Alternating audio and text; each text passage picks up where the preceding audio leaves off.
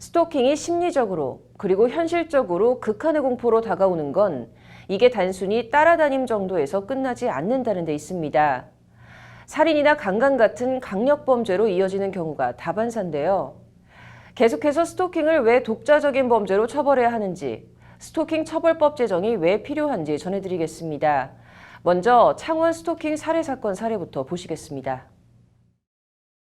10년 동안 이른바 진상고객 짓을 하다 스토킹으로 이어져 식당을 운영하던 피해자를 끔찍하게 살해한 창원 스토킹 살해 사건. 피해자 하모 씨는 스토킹에 시달리면서도 이웃 간에 큰 소리 날까봐, 가족들이 괜한 걱정을 할까봐 신고하지 않았습니다. 그러는 사이 가해자 A씨의 집착은 갈수록 심해져 새벽에 사실 나 누나의 몸을 탐했을지도 모르겠다와 같은 망상에 빠진 문자를 보내는 수준으로까지 나갔습니다. 그럼에도 가해자 A씨에 대한 검찰 공소장엔 범죄의 핵심 원인이 된 스토킹 사실이 적시되어 있지 않습니다. 그리고 가해자 A씨는 고기를 구워주지 않아서 식당 서비스가 불친절해서라고 주장하며 스토킹 살인이라는 맥락을 제거하고 단순 우발 범행으로 몰아가고 있습니다. 그 이면엔 피해자도, 가해자도, 검사도 스토킹을 범죄로 보지 않는 경향과 인식, 그리고 실제로 스토킹 처벌법이 제정돼 있지 않은 현실이 작용을 하고 있습니다. 스토킹 범죄라고 하는 것이 과거처럼 무슨 개인 간의 무슨 과거에는 순정남 이렇게 표현되었던 그런 말도 안 되는 잘못된 인식이 좀 바로 잡혀야 하는. 국회 토론회 제목이 죽어야 끝나는 스토킹 범죄 미리 막을 순 없나인 것도 스토킹이 강간이나 살인 같은 다른 강력범죄로 나아가는 강력범죄의 전조라는 현실과 맞닿아 있습니다. 실제 지난 2017년 1월부터 2019년 12월까지 3년간 살인과 살인미수, 살인예비죄 1심 유죄 판결문 1185건을 내용 분석한 결과 스토킹이 있었던 친밀한 파트너 살인이 134건으로 나타났습니다.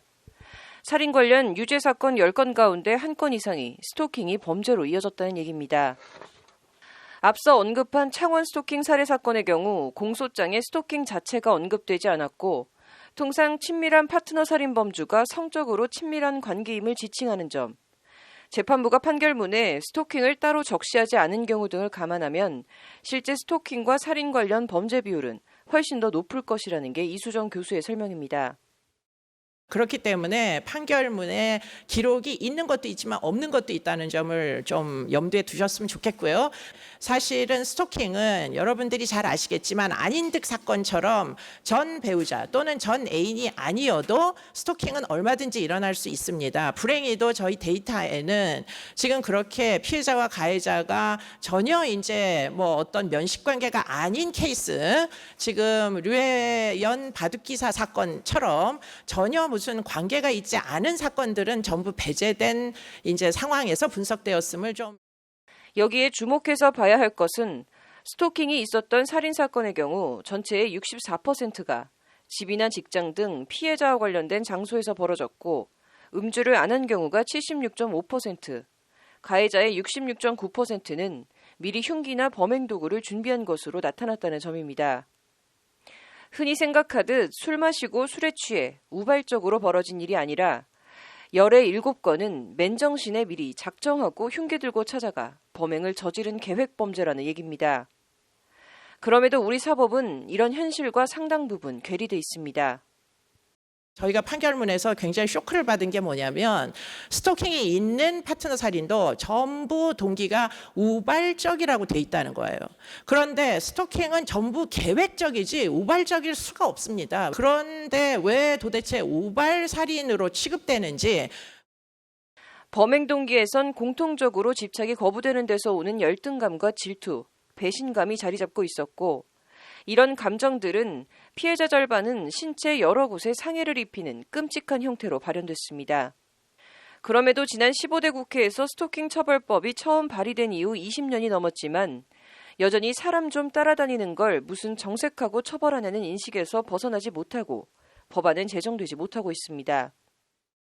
이제 스토킹 방지법이 논의되는 과정에서 저희가 이제 느꼈던 어떻게 보면은 좌절감은 뭐냐면 얼만큼 심각한 범죄인지를 잘 알지 못한다는 거예요. 그렇기 때문에 피해를 당하신 입장에서 보면 공포스럽기 짝이 없는데, 문제는 이제 그 공포가 사실은 일반인들에게, 그런 이제 경험이 없는 분들에게 일반화가 되지 않아서 공감이 안 되다 보니까 이게.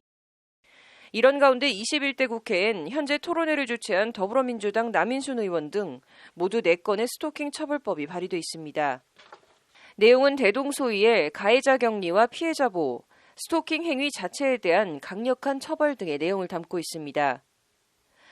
국회 여성가족위원회 위원장인 정춘숙 의원이 대표 발의한 안을 기준으로 보면 법에서 규정한 스토킹 범죄를 범한 경우 3년 이하 징역 또는 3천만 원 이하 벌금에 처하도록 하고 있습니다. 가중 요소로 동종 전과가 있는 사람이 다시 스토킹 범죄를 저질렀을 때는 5년 이하 징역 또는 5천만 원 이하 벌금으로 가중 처벌합니다. 데이트 상대나 배우자 등 인적 신뢰관계가 있었거나 있었던 사람이 스토킹 범죄를 저지른 때는 처음부터 5년 이하 징역 또는 5천만 원 이하 벌금으로 가중 처벌합니다. 또 스토킹 범죄를 통해 사람의 생명 또는 신체에 위험을 발생하게 한 때는 최대 징역 7년까지 처벌하고 사망한 때에는 무기징역까지 처할 수 있도록 했습니다. 법안은 나아가 성범죄처럼 스토킹 범죄도 수강명령 등을 함께 내릴 수 있도록 하고 있고 보호관찰 처분도 명할 수 있습니다. 이제야말로 이제 스토킹이 10만 원 이하의 벌금으로 정말 희화화되는 이런 일들이 없어지기를 바랍니다. 그래서 이 스토킹을 포함한 여성폭력, 여성에 대한 폭력 문제가 하나하나 해결되어 가는 새로운 시대를 우리가.